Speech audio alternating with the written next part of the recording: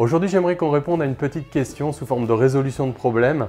Est-il nécessaire que je remue le café que je viens de mettre au fond de cette tasse pour homogénéiser le café, avoir un café sucré de façon homogène? Alors, on va essayer de résoudre cette question avec le canevas de résolution classique des résolutions de problèmes, s'approprier, élaborer une stratégie, mettre en œuvre cette stratégie et valider. De plus en plus au concours, on va te poser ce type de questions ouvertes, donc à laquelle il va falloir que tu répondes par une réponse le plus souvent quantifiée.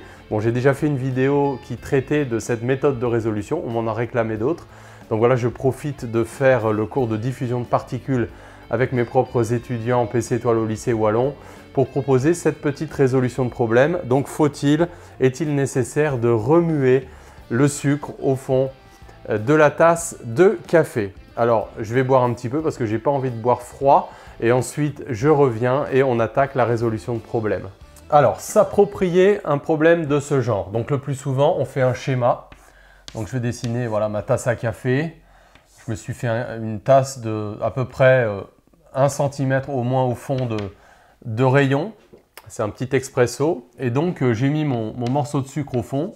Voilà, je me pose la question de savoir s'il faut que je remue. Alors évidemment, tout de suite, l'idée qui me vient en tête, c'est que remuer, une fois que le sucre se sera dissous, ça va l'aider à se dissoudre, eh bien, c'est un problème de convection. Si je remue, je vais créer un courant de convection.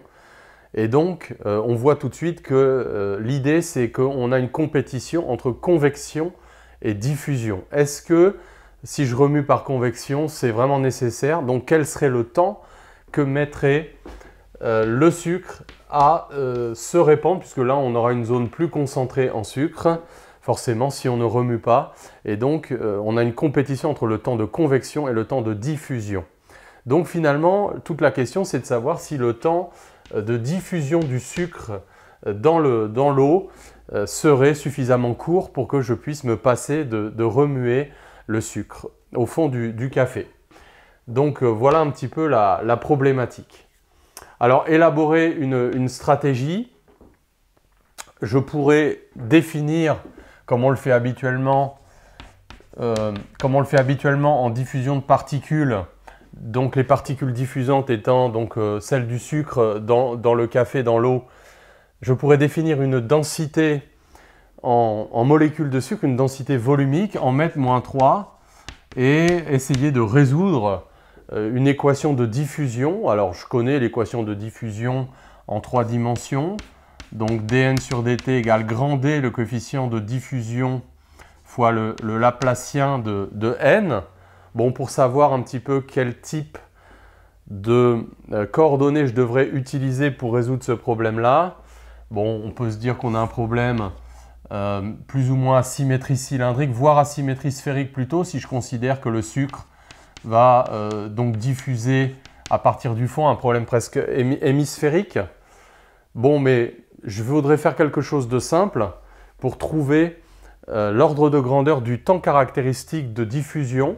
Donc là, je suis déjà dans l'élaboration de cette stratégie. Donc l'idée, c'est plutôt de raisonner par analyse dimensionnelle sur des ordres de grandeur sur l'équation de diffusion elle-même, en faisant apparaître une distance caractéristique de cette diffusion qui typiquement va être le rayon de ma tasse, donc de l'ordre du centimètre. Et puis un temps caractéristique que je cherche, c'est ce temps de diffusion. Donc mise en œuvre de cette stratégie, pour avoir des ordres de grandeur qui relient rayon caractéristique, longueur caractéristique et temps caractéristique, je vais faire ça un peu en analyse dimensionnelle, mais c'est plus qu'en analyse dimensionnelle en fait, ce sont des évaluations de ces dérivées partielles, donc des ordres de grandeur. Donc la dimension ici de la dérivée de la concentration volumique, de la densité volumique de molécules de sucre, donc par rapport au temps, donc ça va être homogène à donc, la dimension de cette concentration sur un temps. Donc ces deux termes étant de même dimension, donc ça va faire d fois la dimension de n divisé par une distance au carré. Et on retrouve l'ordre de grandeur que l'on manipule habituellement quand on manipule tout simplement l'équation à une dimension de diffusion. C'est-à-dire que la longueur caractéristique sur un temps donc, est de l'ordre de grandeur du coefficient de diffusion. Donc arrivé là, eh ben, il ne me reste plus qu'à essayer d'évaluer. Alors évidemment, la question que je vais me poser, ce n'est pas de trouver précisément le temps que mettrait le sucre pour s'homogénéiser, mais c'est simplement un ordre de grandeur. Est-ce que ça va mettre plutôt quelques minutes, plutôt quelques heures, quelques jours, quelques mois, quelques années, quelques siècles, que sais-je? Donc il faut essayer d'évaluer ça. Donc ce temps caractéristique taux, il va être de l'ordre de L carré sur D. Donc comme je l'ai dit, on va vraiment faire un calcul à la louche. Donc L carré, je vais prendre le centimètre. Donc 10 moins 2 au carré, donc 10 moins 4. Le coefficient de diffusion, alors celui que je connais vraiment bien, en tout cas qui est au programme de notre classe, de la classe de PC, c'est le coefficient d'un gaz dans un gaz.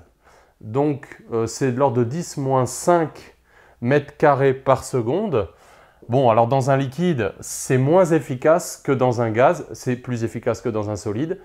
Mais comme les molécules du liquide se touchent, même si c'est un milieu désordonné, il faut quand même que le sucre, entre guillemets, se fraye un chemin entre les molécules de sucre. C'est moins efficace. Alors là, soit tu connais un coefficient, soit tu te lances un petit peu. Bon, on va prendre à peu près de l'ordre de 10 moins 9 mètres carrés par seconde dans un liquide. C'est à peu près l'ordre de grandeur. Et donc, on se retrouve avec un temps caractéristique de 10 puissance 5 secondes. Voilà, donc j'en conclus que voilà, j'ai bien fait de remuer parce que sinon j'aurais pu quand même attendre longtemps. Et donc on a bien raison, à chaque fois qu'on prend un petit café, de remuer son sucre au fond du café.